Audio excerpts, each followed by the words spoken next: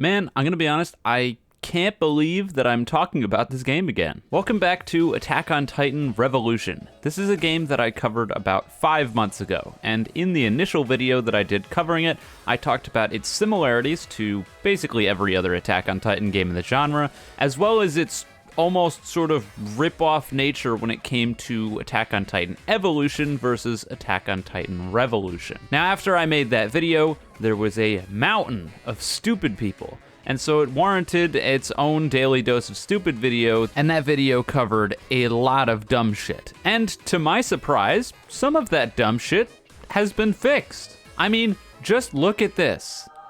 The Holy Grail. They decided to actually write their own descriptions for the controls instead of using AI. Good job, guys.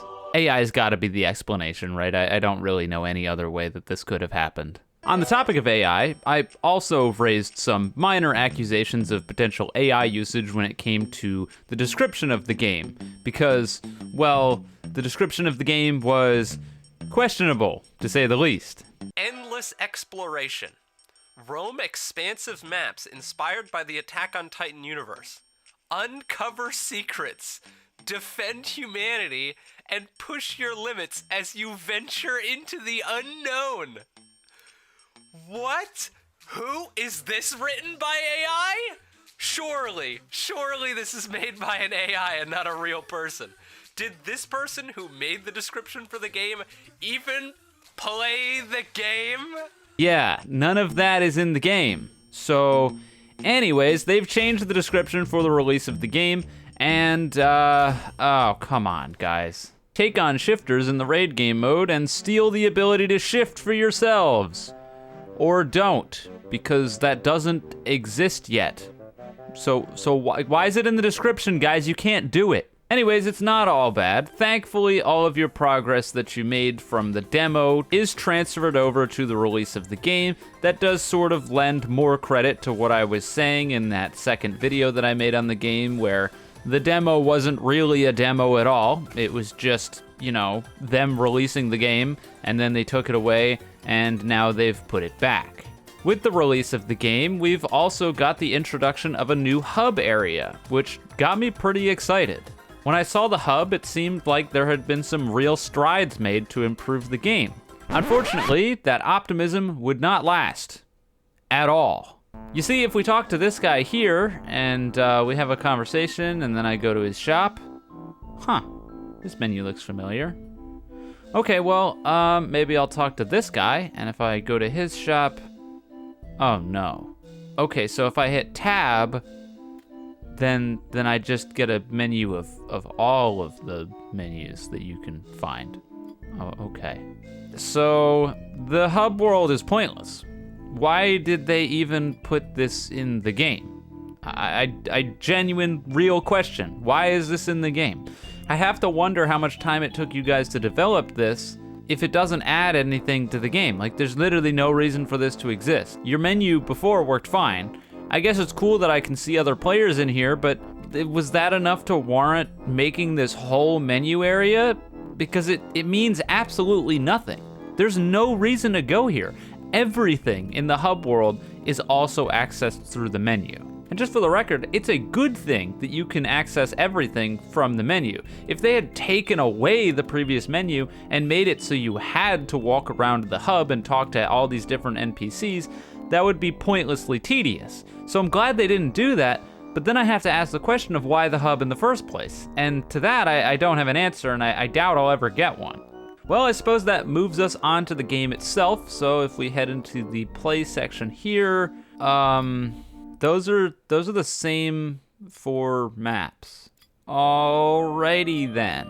So I made that video about 5 months ago, and you're gonna tell me that in 5 months, you guys didn't add a single new map. Not one. Okay, well, you know what? Fair enough. At the very least, the difficulty requirements have been improved. You no longer have to smoke pot in order to figure out how to use the next difficulty, so that's nice. It's been streamlined significantly, so now you can actually tell how the hell you're supposed to move on to the next difficulties without just guessing. I jumped into a few games myself, and, well, it was the same as the demo. or at least very, very, very similar. Now, I made this point in my initial Attack on Titan Revolution video, and so it feels almost, I don't know, unfair to level the same criticism again, but how could I not? There's barely a video game here. This is a game that I've played before, and it's a game I've played multiple times. The game is spawn into map and kill AI Titans. That's it. Now, no matter how interesting you try to make that premise, if that's all the game is, then I just don't see why you bothered. I know for some ungodly reason this game is making money hand over fist because apparently people on Roblox have a brain tumor or something and they haven't figured out that they've played this game before, but I have. I played this game in Attack on Titan Evolution. I played this game in Titan Warfare. I've played this game in Attack on Titan Tribute game, which isn't even on Roblox. Point is, I've played this game about 100 times. So why would I be at all incentivized to play it again? Well, Eclipse, this time around, you can grind to get better stats. Well, better stats for what? The difficulty in all of these types of games is basically hard stuck.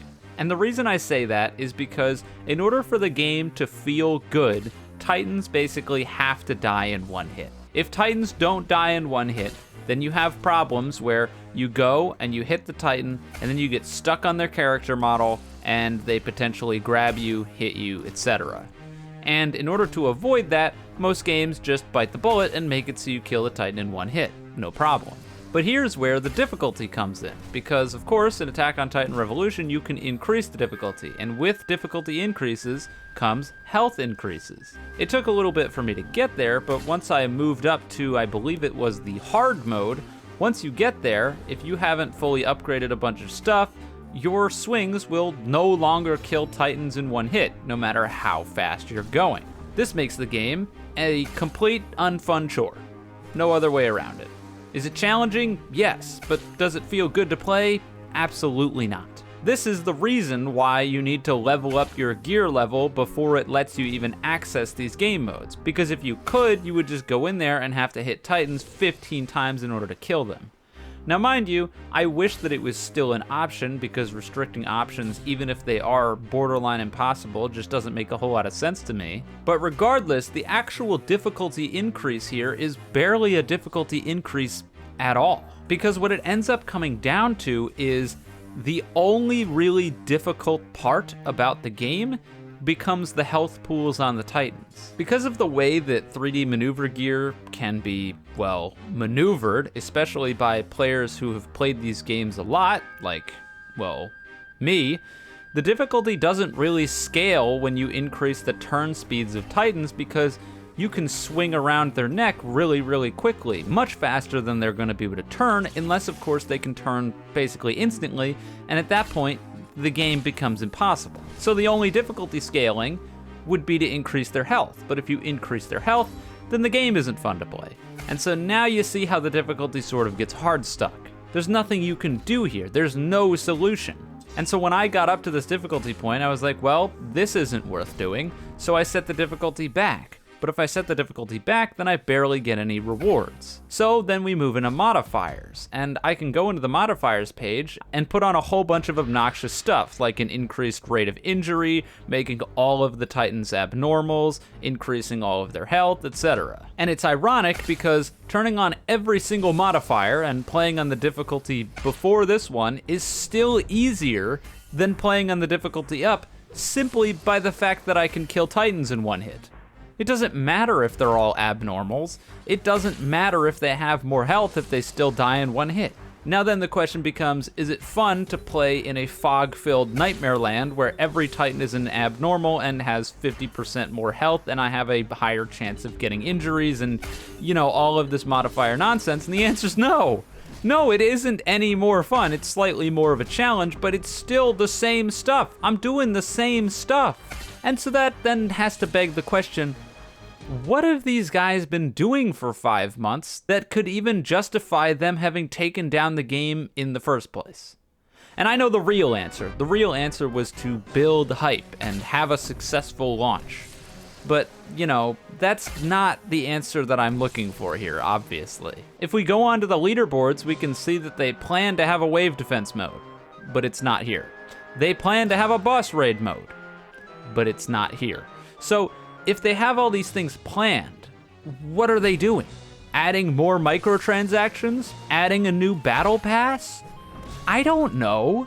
The whole situation confuses me, because I understand that game development isn't easy, and I understand that game development takes time.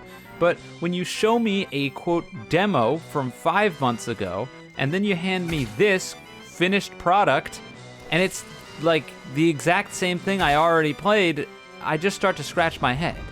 And I'm sure some people are gonna go into the comments and they're gonna say, Eclipse, they added Titan shifting, which as far as I know was not in the demo.